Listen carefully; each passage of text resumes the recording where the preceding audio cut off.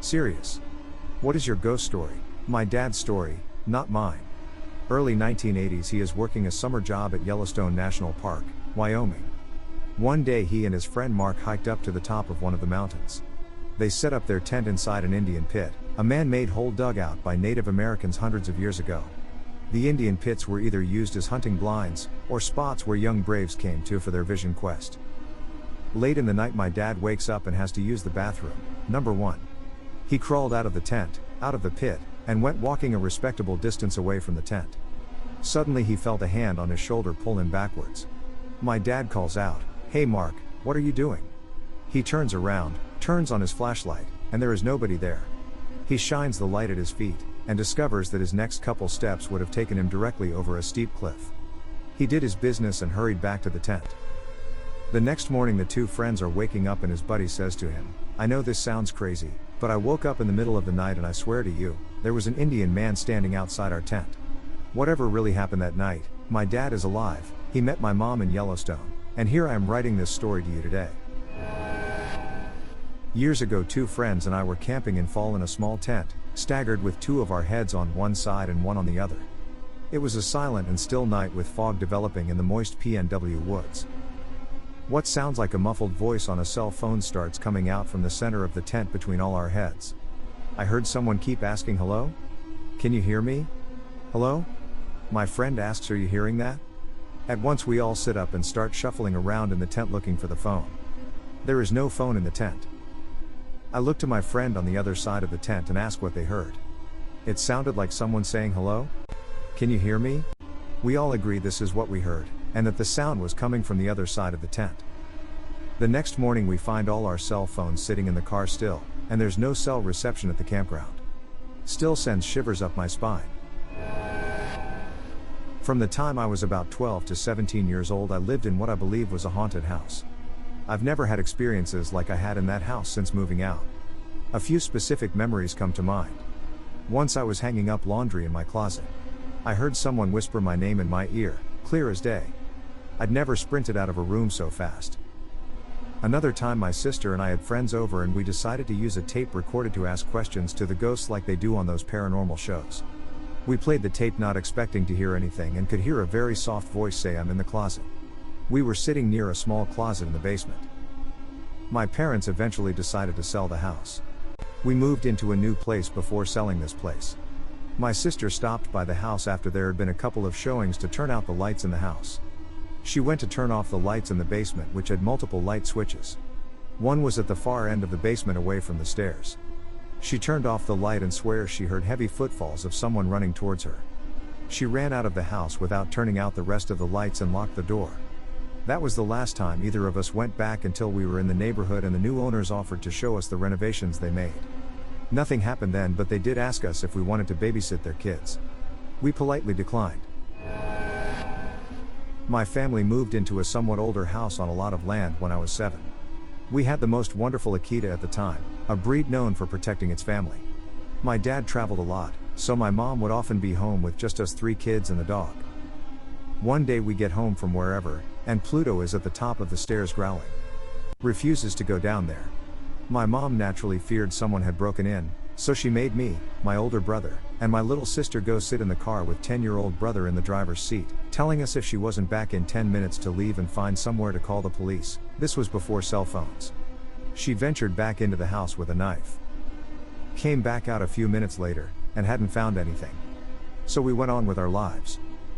Many years later, once I'd reached adulthood, my parents revealed to us that someone had previously hung himself in the unfinished portion of the basement, where the laundry room was. My poor brother's room was in that basement. When we lived in that house is when he first began to have issues. He's now deceased after many years of drug addiction. I'm fairly convinced that house was haunted. My dad passed away when I was just 8 months old. When I started talking, I would tell everyone that I see Daddy. My mom would even walk in on me talking to my daddy in the crib. Strange thing is, my mom never taught me the word daddy since I wouldn't be needing it. To make things weirder, when I was 4 years old, I came downstairs and told my mom that Daddy had come to visit me. I told her that he was coming to get Grandma and take her with him. Not even an hour later my mom gets a call that my grandma passed away. I used to work at a museum that was once a functional prison. Throughout my 8+ years working there, I have been pushed, slapped, bit, dragged and punched by unseen entities. I always had problems when I would go to lock up certain buildings at night because you never knew what you would see coming around a corner. I went into the cell house once to turn off the lights, rounded the doorway to see a full-bodied apparition standing there in an inmate's uniform. A split second later, he vanished into thin air. There was a pretty notorious inmate who was involved in one of the riots, and his spirit would follow me around the grounds. One night, I was with a paranormal group, and we went into an area that we don't let the public visit because it's in disrepair, and we were screamed at to leave and something snarled at me. It was not uncommon for me, or one of my coworkers to have shadow people follow us around, and we would even have some poor visitors chased out of certain buildings like maximum security by such entities. I have dozens of stories about that place. Okay, guess it's time for my long story time post. I was 5 at the time. Just moved to FL from NJ. Lived in the back of an apartment complex and on the 3rd floor. Only my mother and I. She told me recently that every single night she'd hear noises of knocking and banging and such around the apartment. The kicker of it all that proved it, I was in my room with a vaulted ceiling and had stuffed animals on shelves way higher than I could possibly reach. I was playing in there with some toys while my mother was making dinner and the door was wide open. Out of nowhere, the door slammed shut hard. Of course my mother runs to my room to check on me. Apparently I was laying in my bed and all of the stuffed animals were in a pile in the center of my room. We took a week vacation after that. Another time of proof, my mother went for some water or something in the middle of the night and saw me sleepwalking around the house and stated that I looked like I was chasing something around the house. She called out my name and apparently I answered in a deep male voice.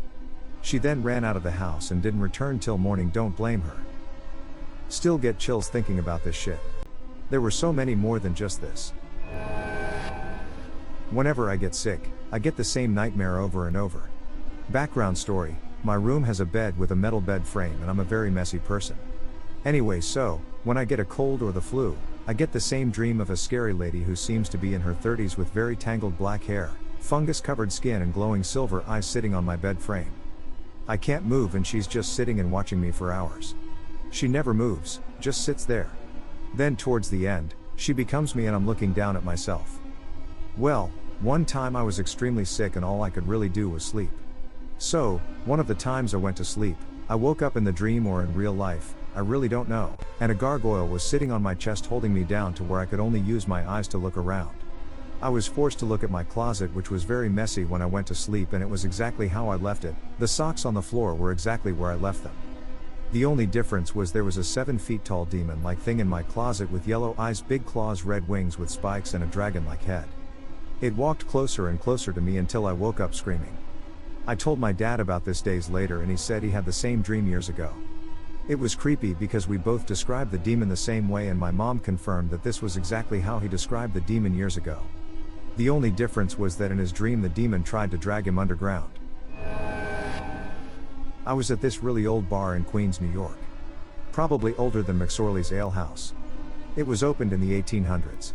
It's about 4 in the morning, the bartender's wrapping up and everybody had left except for me, the bartender and 2 of my friends.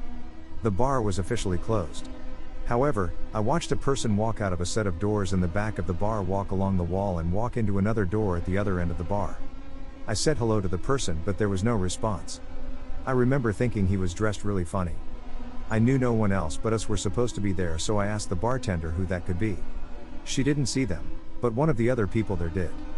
I told the bartender where they came from and the bartender said it was impossible because there was only a wall behind that door he supposedly walked out of.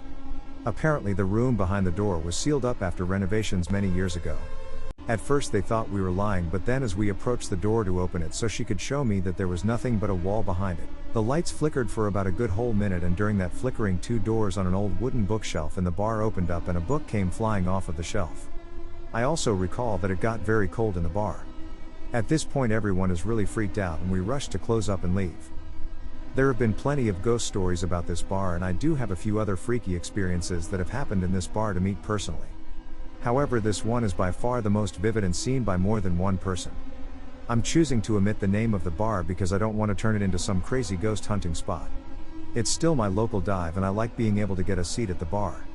That being said, there are many patrons who have claimed to have had paranormal experiences there.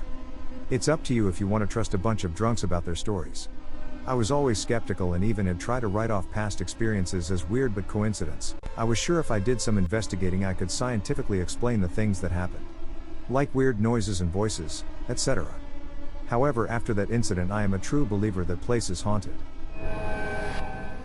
Here is one of my experiences that has stuck with me since I was a kid. I grew up in a house that had this creepy Indian bust of a head and shoulders, and it looked as stereotypical as you can imagine, but something was sinister about it. So for years, my bedroom was just outside by this, and I swear that it watched me all the time. It wasn't a trick of the light, it wasn't my imagination, and it was real. One night I saw it looking at me. I was coming in from the movies and my parents were asleep. I saw this thing staring at me, its cold bronze looking not so much at me but right into my very soul. It fucking blinked and its mouth goddamn moved. I froze and I couldn't move and I couldn't scream. All I could do was stare back at this hideous statue looking at me till my body allowed me to move. I've never felt such malice and evil intent radiate off of anything in my entire life. Some years later my parents died and my house was sold off, and I never found out what happened to that bust, but I rest a little easier knowing that it was hopefully destroyed and rotting in some landfill. When I got out of the taxi after a night out, I stopped at the top of my street to roll a cigarette. I look up to see the blonde mid-20s woman with a white sheet draped over her. She looks right at me and says, "Do you have the time?" So I tell her. She say, "Oh? Okay." And starts walking really slow. I ask, "Are you okay?" She turns back, and I will never forget her face. Mouth open, thick black mascara run down her face and black sunken eyes. This started to worry me. Do I look okay? And starts walking again. So I call my friend and tell him what just happened to me. He tells me to go find her and call the police because it sounds like she'd just been attacked. I head down the long straight road but don't see anything. So I start walking back. At this time it was about 3 in the morning and I'm just about to head down my street when a car pulls up near me with a man driving. I thought I would go over and ask if he saw the girl. I knock on the window. "Can I help you?" he says. I say, "You just wondering if you happen to see a girl in a white sheet. She just asked me what time it was but looked like something had happened, like raped or attacked." The man's jaw drops. "Are you sure?" he says. After giving him the full story, the man goes on to tell me that his wife just had the same happen to her. But here's the strange part. This happened to his wife about around 5 minutes ago at the other side of the village. This is a 15-20 minute walk away from where I was. It happened to his wife and me at the same. I've never seen her since, and the man says he was going to call the police. But yeah, every time I think about it, it just seems to get stranger, like she was also barefoot with really dirty feet. But her eyes I will never forget. There was just no white, just 2 black holes with this thick black running mascara. Creepy. I have a few, but here is one. When I was 13 I was in front of my house in Queens practicing little BMX tricks on my bike. It was about 11 p.m. when I decided to call it a night, but before I did I wanted to ride my bike along the waterfront in my neighborhood. When I completed the trail I saw a woman wearing a white gown standing in front of a tree. I stopped my bike because I saw that she had no face. I thought that it was either a mannequin or I wasn't close enough to make out her features, so I shouted, "Hey." She didn't respond. I rode my bike towards her until I was about 10 feet away, very close, and still no face. Then her head turned toward my direction. I jetted and went home and didn't bring it up to anyone for years. 10 years later my childhood friend saw the same woman with no face. 1 year after that our mutual friend shot himself in the head a few feet from that very spot.